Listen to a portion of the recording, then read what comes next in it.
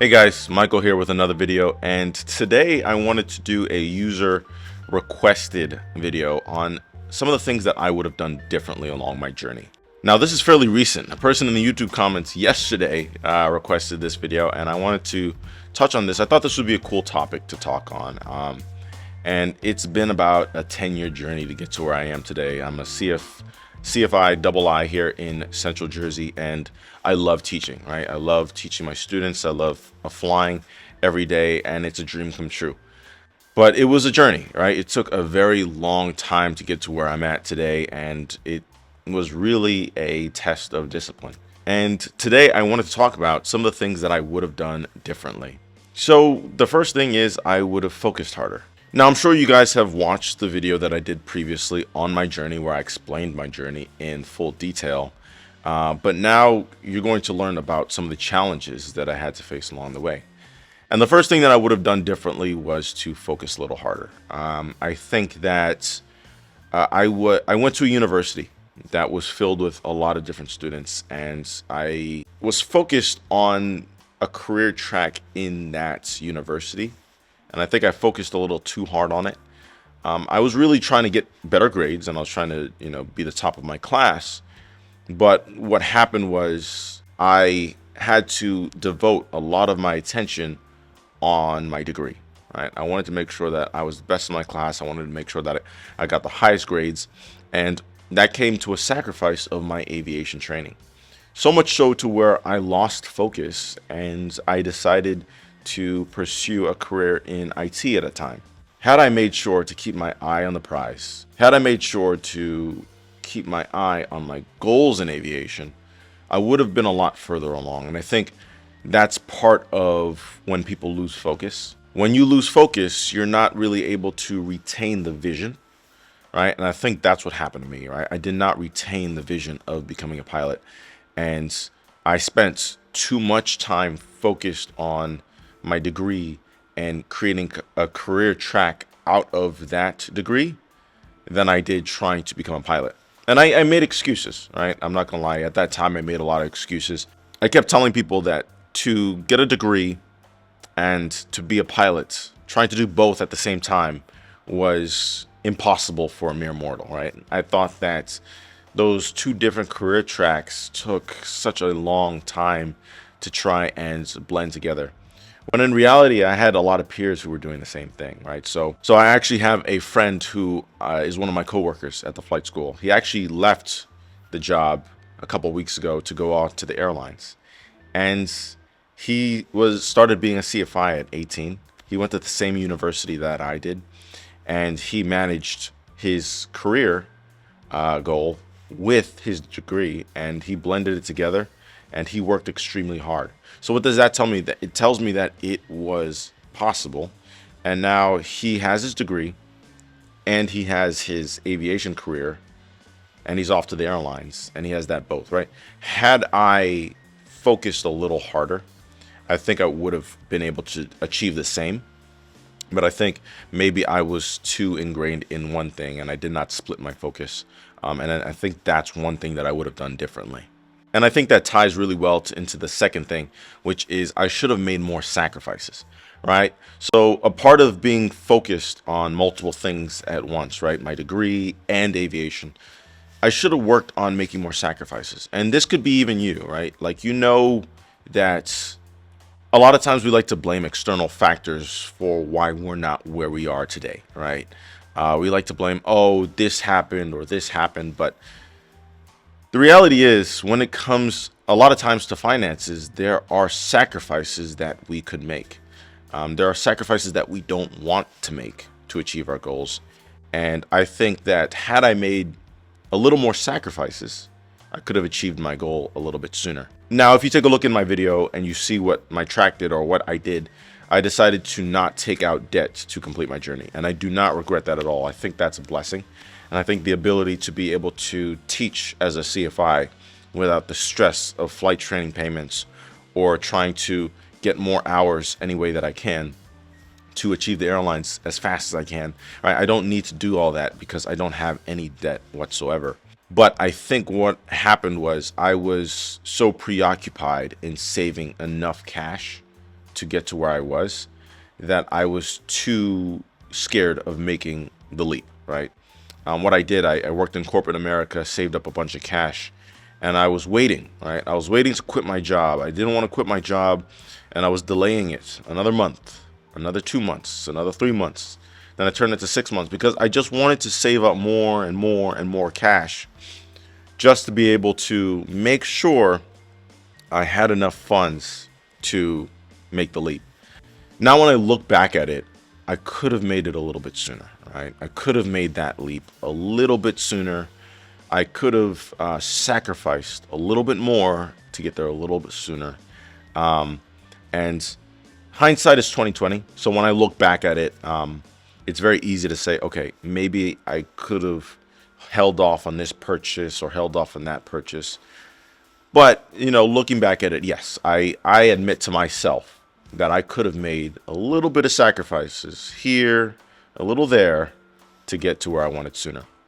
Now, do I regret anything? No, right? I think I enjoyed my life. I enjoyed the life that I've had so far, and I enjoyed all the expenditures and every vacation and every leisure activity or leisure expenditure that I took to improve my quality of life.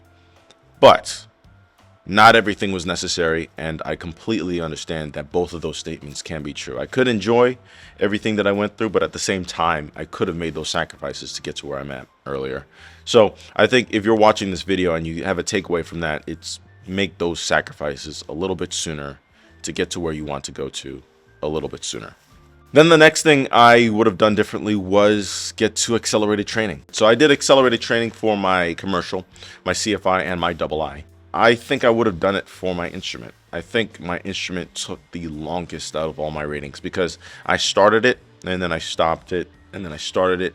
And then also with those 50 hours of cross-country time to get to your commercial, that also delayed training quite a bit. And there was a little bit of a plateau, right? So I fell into the trap of where when I got my private pilot's license, I was satisfied. I was like, oh, I reached this goal. Now it's time to take a break.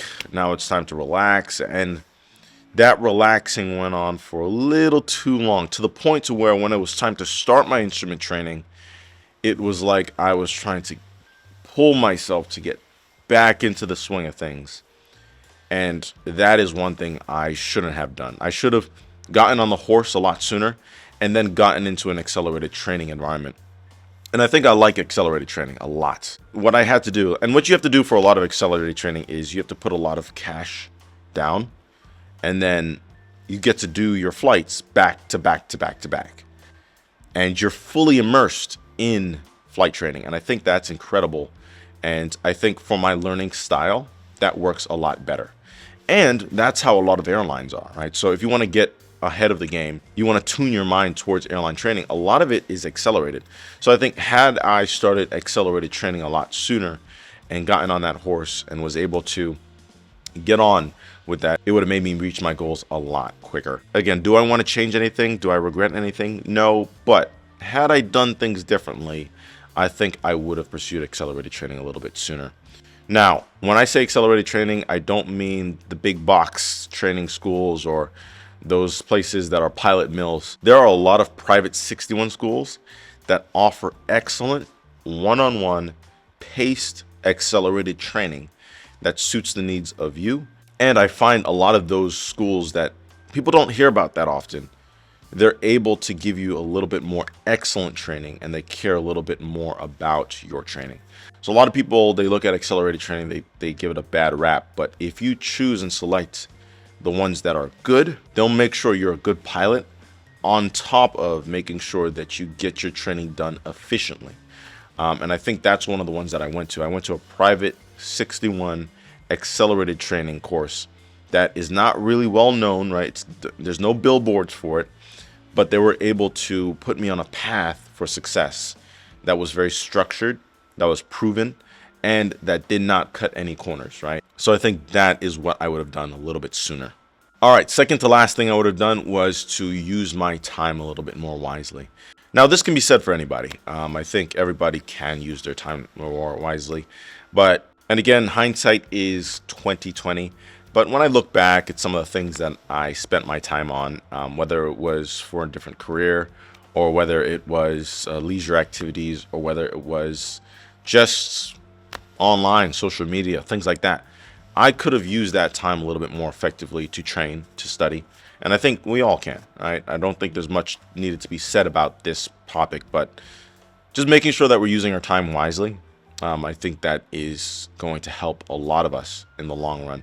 And I think anybody can implement some of those strategies to not procrastinate in their day-to-day lives. Last but not least, I believe the most important thing is to connect with mentors.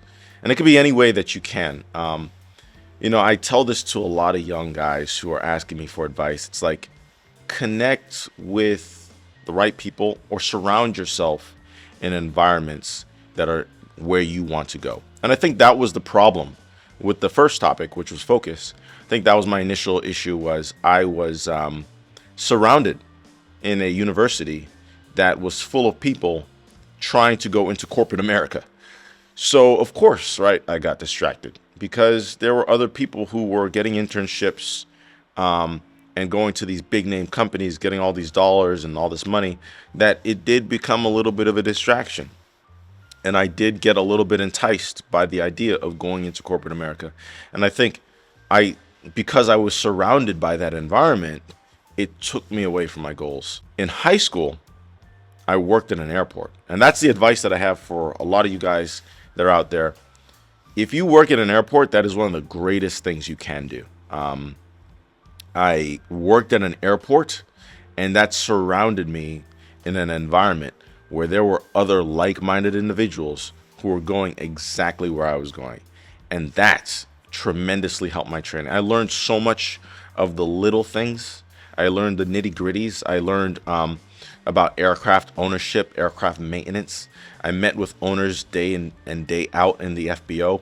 And that really exposed me to a lot of networking opportunities where now I have a phone full of aviators and contacts that I can reach out to get to my goals. In addition, I am a first generation aviator in my family. So I did not have anyone to look up to. Right? I did not have anyone to ask for any questions. When I was 15 years old, I was the one on Google search typing in how to be a pilot. What are the paths? What are the steps? And I had meetings with my parents to tell them exactly what I needed to do, when I needed to do them. And that is how I began my journey. I was inquisitive. I was making sure I was being proactive, trying to figure that out.